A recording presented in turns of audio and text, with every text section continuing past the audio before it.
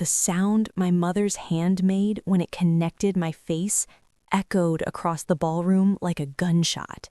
For a moment, everything stopped. The jazz quartet mid-note, the 200 guests mid-conversation, my sister Brooke mid-breath in her $12,000 wedding dress.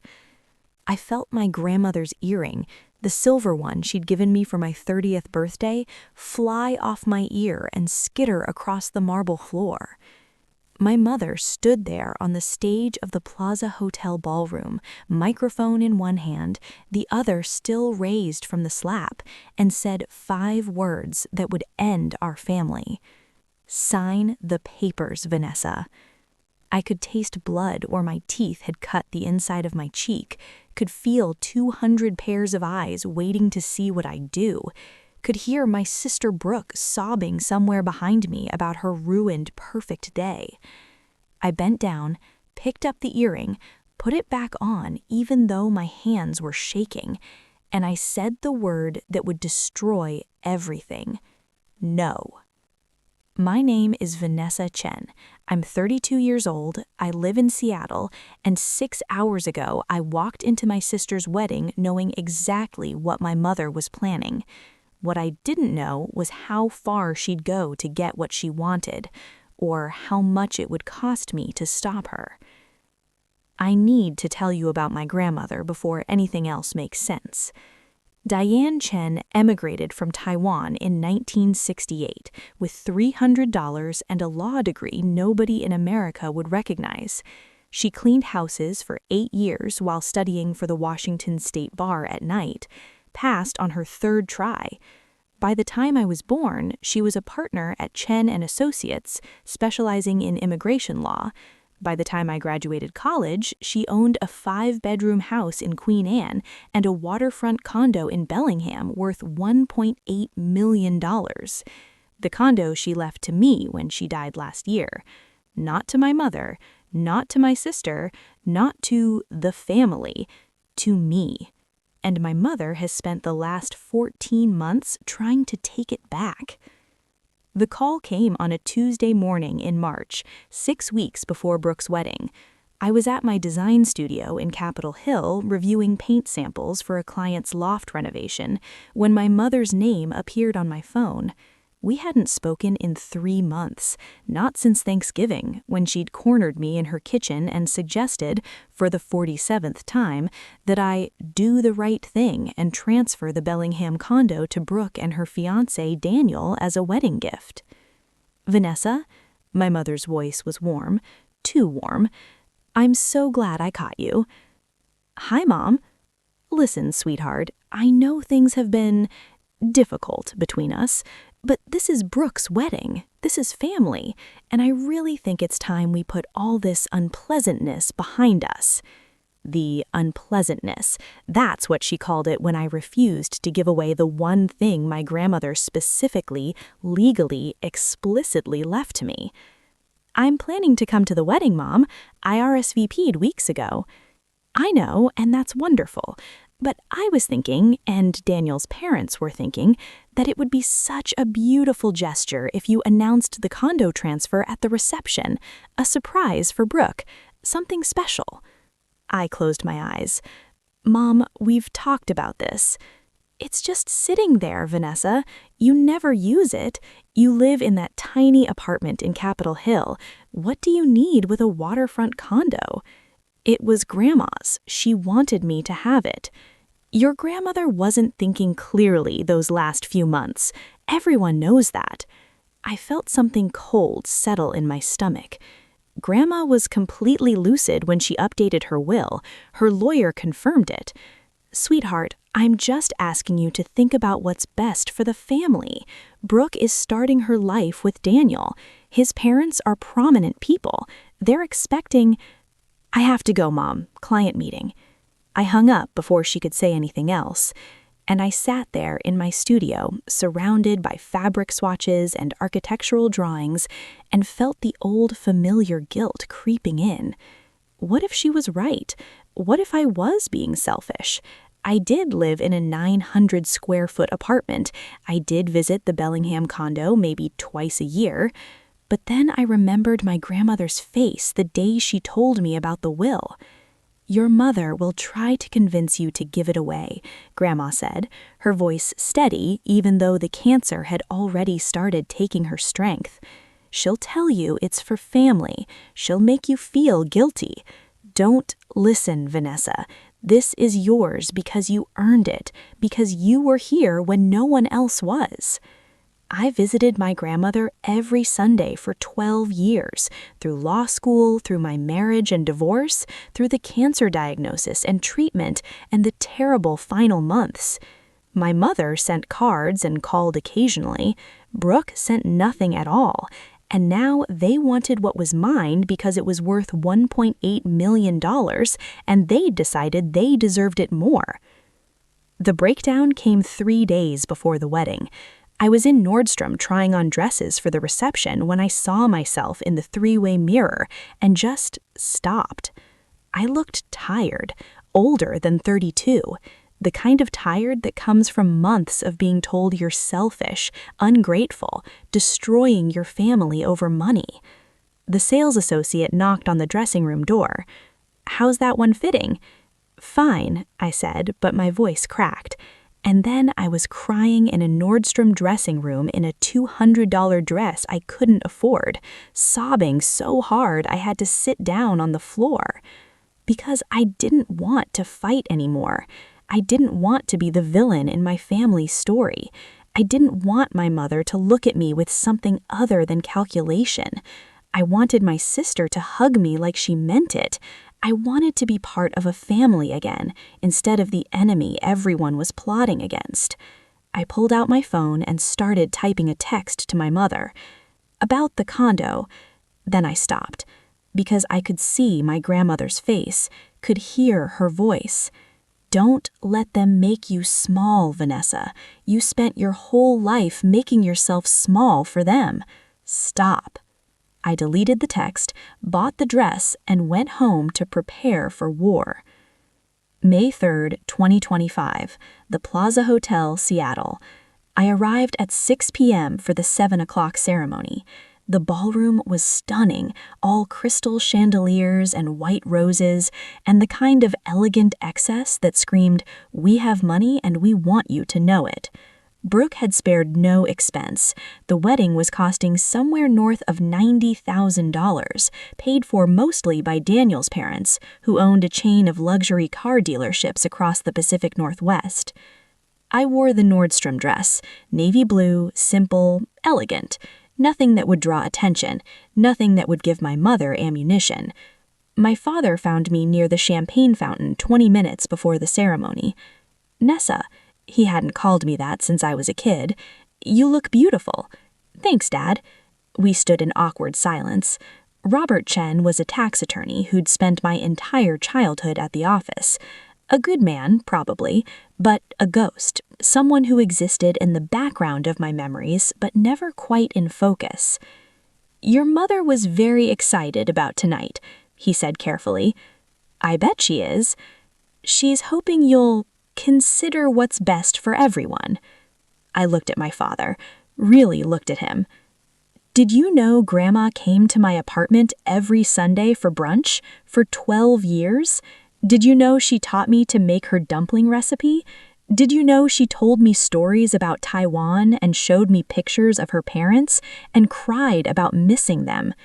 He shifted uncomfortably. "Your grandmother was always fond of you. Brooke never visited her once, not once in 12 years. Mom visited maybe 6 times, but I'm supposed to give away what Grandma left me because it's best for everyone? Vanessa, did anyone ask what's best for me?" The ceremony started before he could answer.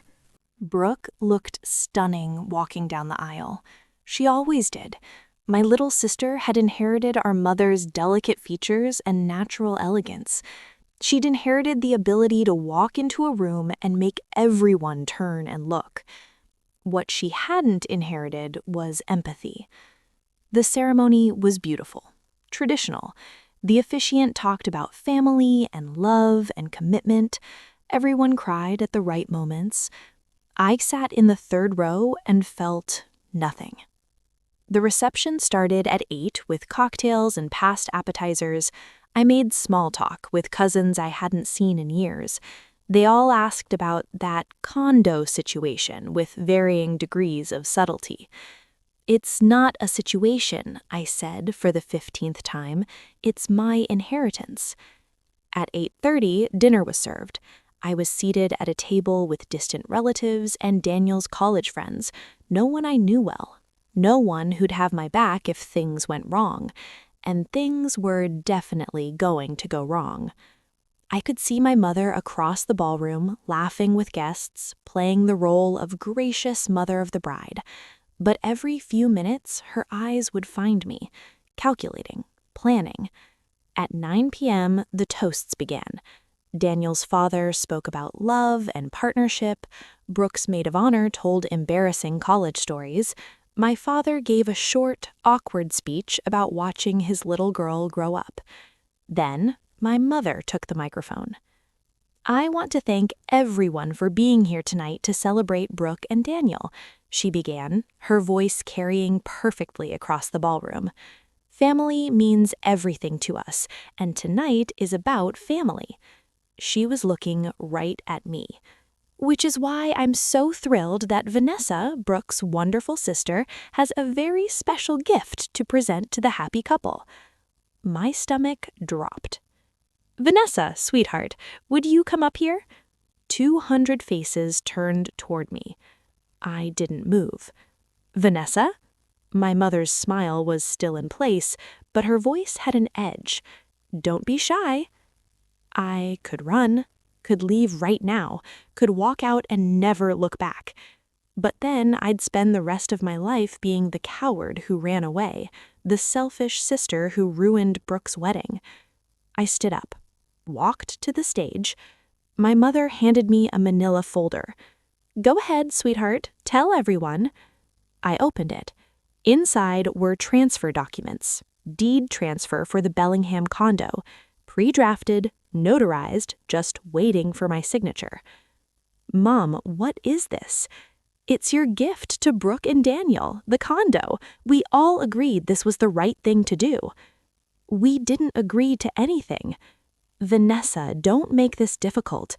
Her voice was still sweet, but her hand was gripping my arm, hard. "Everyone's waiting." I looked at Brooke. She was crying, perfect tears that didn't smudge her makeup. "Nessa, please," she said, "this is my wedding day. Can't you just do this one thing for me?"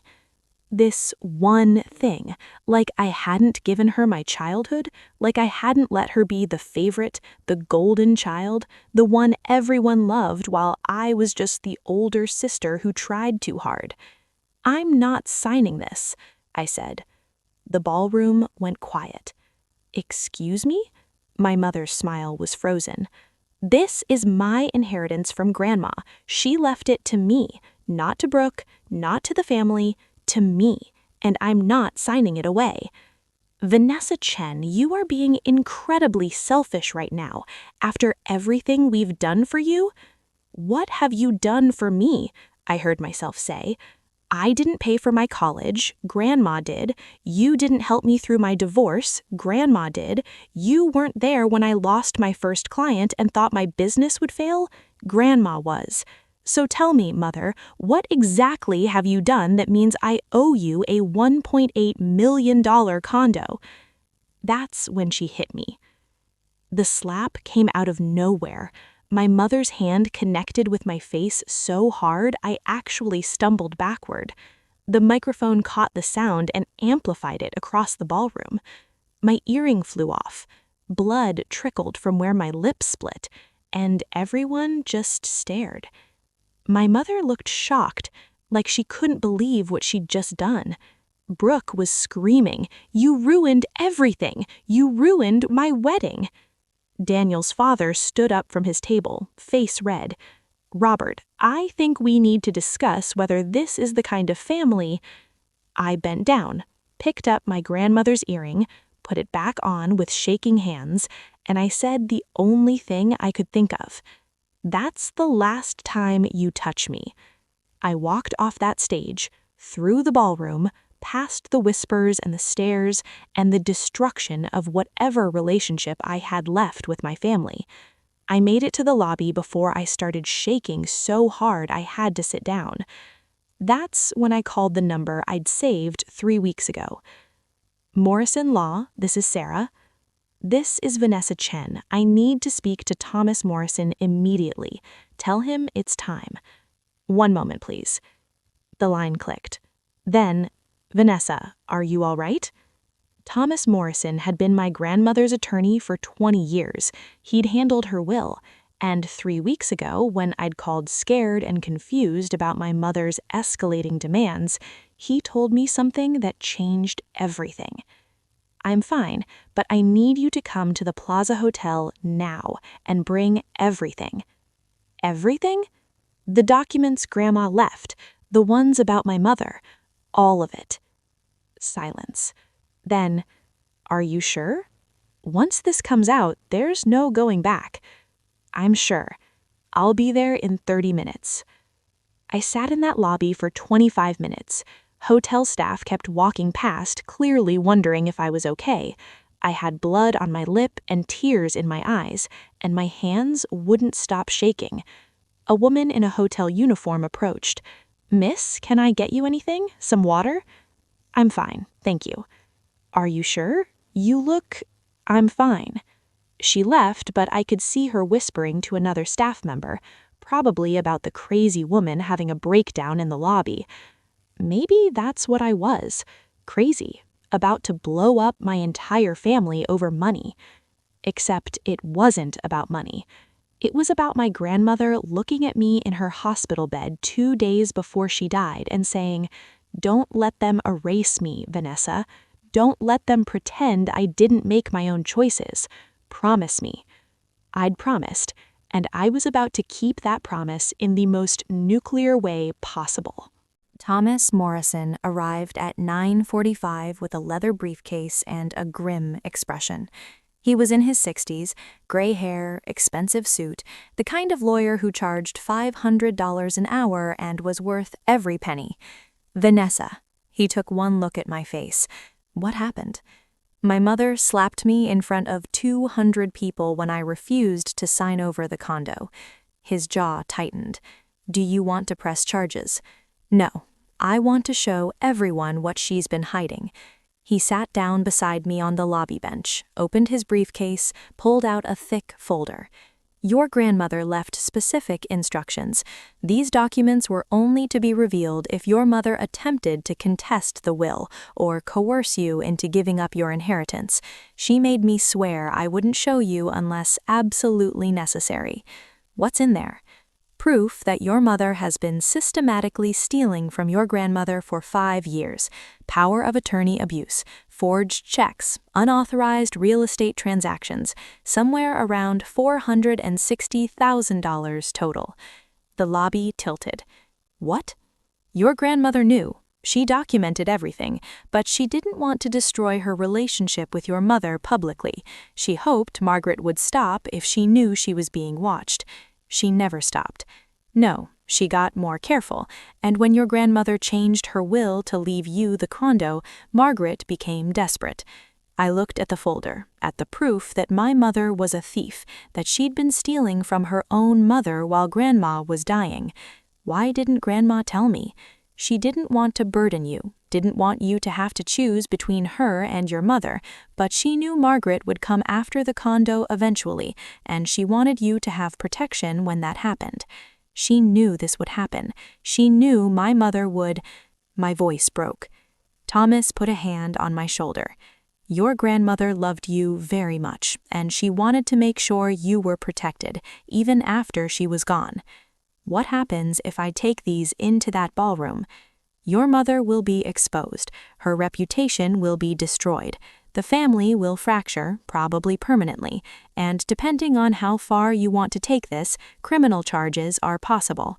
And if I don't, you keep the peace, keep your family, and let your mother continue believing she can manipulate you into giving up what's yours. I looked toward the ballroom doors.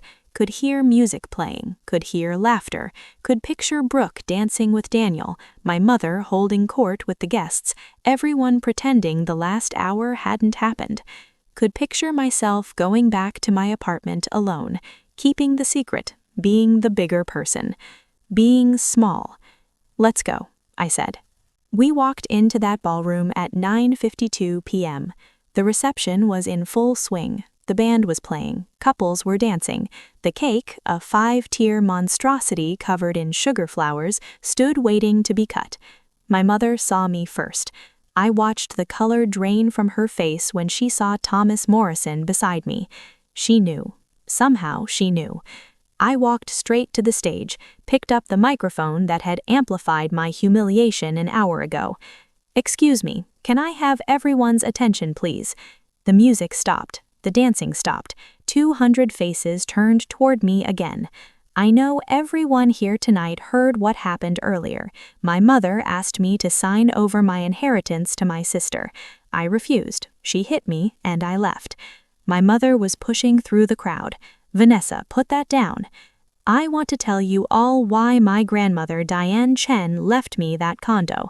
Not because I manipulated her, not because she wasn't thinking clearly, but because I was there. Vanessa," my mother reached the stage. "I was there every Sunday for 12 years. I was there when she got her cancer diagnosis. I was there for every chemo appointment, every hospital stay, every moment when she needed someone and you weren't there, Mom. That's enough." My mother's voice was shaking. "And I want you all to know something else, something my grandmother didn't want to make public while she was alive, but something I think you all deserve to know." Thomas handed me the folder. "My mother has been stealing from my grandmother for 5 years, $460,000, forged checks, unauthorized real estate transactions, all documented right here." I held up the papers. The ballroom erupted. My mother lunged for the documents, but Thomas blocked her. "Mrs. Chen, I wouldn't. These are copies. The originals are with the King County Prosecutor's Office."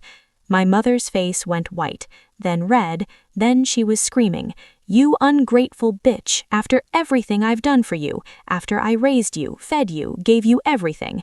"You gave me nothing," I shouted back. "Grandma paid for my college. Grandma helped me start my business. Grandma was there for every important moment of my life while you were too busy managing your image to notice I existed. This is my daughter's wedding." My mother was crying now. Real tears, not the performative kind. "How dare you do this on her special day?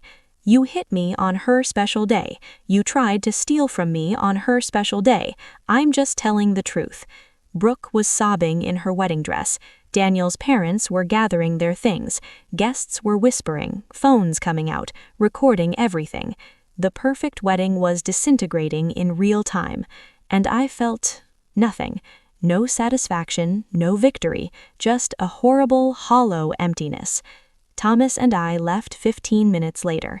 The hotel manager had gotten involved. Security was escorting upset guests. Someone had called their lawyer.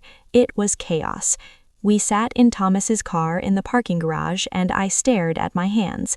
"Did I just destroy my family?" I asked. "Your mother destroyed your family years ago," Thomas said gently. "You just stopped pretending." "Brooke will never forgive me." "Probably not." "My father will have to choose sides." "Yes." And everyone at that wedding, everyone who matters in Seattle society, they all saw. They did. I started crying, not the pretty kind, the ugly, gut-wrenching sobs that come from losing something you didn't even know you still wanted. I thought it would feel better, standing up for myself, telling the truth. I thought I'd feel strong. How do you feel? Alone. Thomas handed me his handkerchief. "Your grandmother told me something once. She said, sometimes the cost of keeping your dignity is everyone who made you lose it in the first place. She knew what she was asking you to do, and she knew it would hurt. Then why did she do it?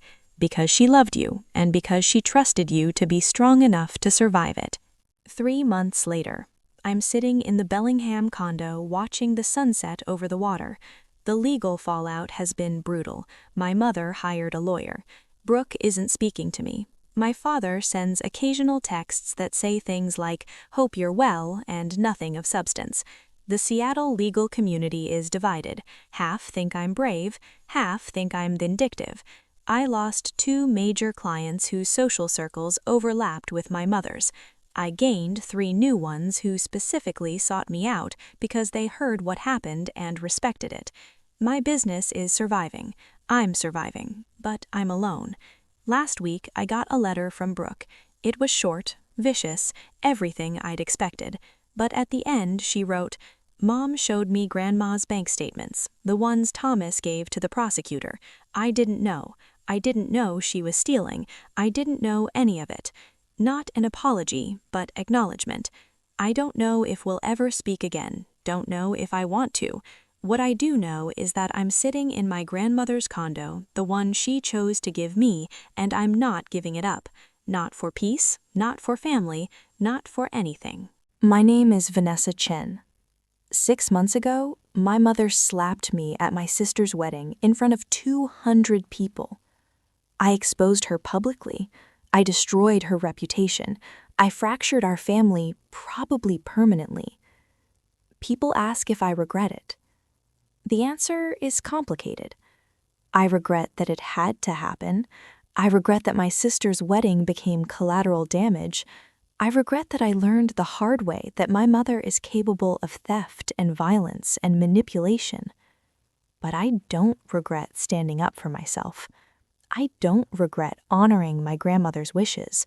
And I don't regret choosing my dignity over everyone else's comfort.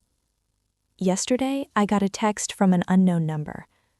"This is your father. Can we meet for coffee? Just the 2 of us. No agenda. I'd like to talk to my daughter." I stared at it for 20 minutes. Then I typed, "Saturday, 10 a.m., the cafe on Broadway." I don't know what he wants to say. Don't know if it's an olive branch or an ambush, but I'm going to find out. Because maybe, just maybe, something can be salvaged from the wreckage. Or maybe this is just another loss to add to the pile. Either way, I'll face it. Because that's what my grandmother taught me.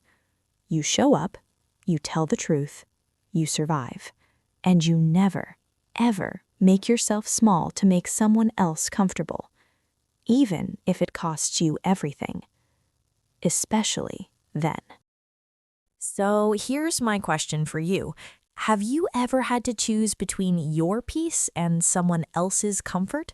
Drop your story in the comments. You're not alone. If this resonated with you, hit that like button and subscribe to Revenge Retaliate for more real stories about betrayal, boundaries, and what happens when quiet people finally stop being quiet. Share this with someone who needs to hear it. Sometimes one story is all it takes to realize you're not the villain for walking away. Hit the bell so you don't miss the next one. And remember, the strongest thing you can say isn't "I forgive you." Sometimes it's just, "I'm done." See you in the next story.